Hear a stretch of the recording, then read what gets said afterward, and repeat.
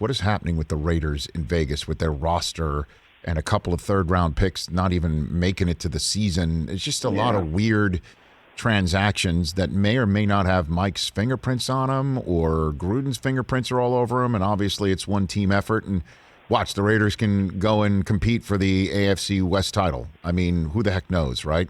They have a ton of talented players on their roster. The question is, how do they all mix, and what does Gruden like and dislike? It just seems a lot of question marks in Vegas right now. Yeah, with all due respect to our friend Mayock, like I got a lot of questions. I really do. 2 third-round picks, not even seeing the field for 1 second. Like, it happens. You miss on draft picks. Usually you don't miss that much, but it happens. I would say, they are still in roster construction mode, so having to sign K.J. Wright right before the season, having to trade for Denzel Perryman to beef up their linebacker group, like, it's not what you want. Put credit to them for recognizing an issue and trying to solve it. They have their drafts have been a struggle. It has not been good. They've hit on some guys, but it has not been good. And when that happens, you have to basically on the fly keep building, keep trading for guys, keep signing guys. Like, I think they could be okay.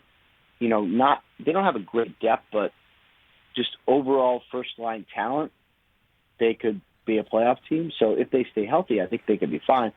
The problem I have is the sort of race to assign blame, and I think you described it really well. Like, nobody knows whose fault it is. So, like, is it Mayock's fault for the draft?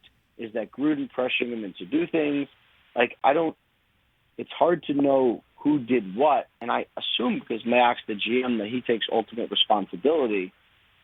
But are we to assume that Gruden has never said, actually, no, we're taking this guy? Like, he probably has, right? So I have a lot of questions about Vegas. They still could be a good team, but just the way they have been built, I say more questions than answers. Last one for you, Ian Rapoport, before I send you on into your day. And then, of course, we'll chat on the kickoff show on NFL Network tomorrow night, and then game day morning on Sunday, as always.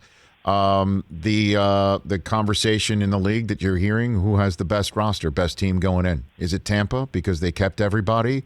Is it Green Bay because Rodgers came back? Is it Kansas City despite the changes up front? Who is it? Which one do you got for me on that front? I would say it seems to be, like, when I just kind of like pick people's brains, like, what do you think? It seems to be either Green Bay or Kansas City, which is perfect because the Bucs are literally the Super Bowl champions, so it should be them. And they returned their entire roster, and they're still awesome. It's just hard to argue against two great quarterbacks. Not that Tom Brady's not in his prime, but, like, Mahomes really is, and Rodgers probably still is. So it seems to be a battle between the Packers and Kansas City. So I would say those two. And, the fact that the Chiefs completely rebuilt their offensive line and I think got a whole lot better there. The Packers are they should be probably the same. The Chiefs should be better. And that is certainly a scary thing. It sure is. Hey, you watched all the way to the end. Thanks for that. Watch more right here.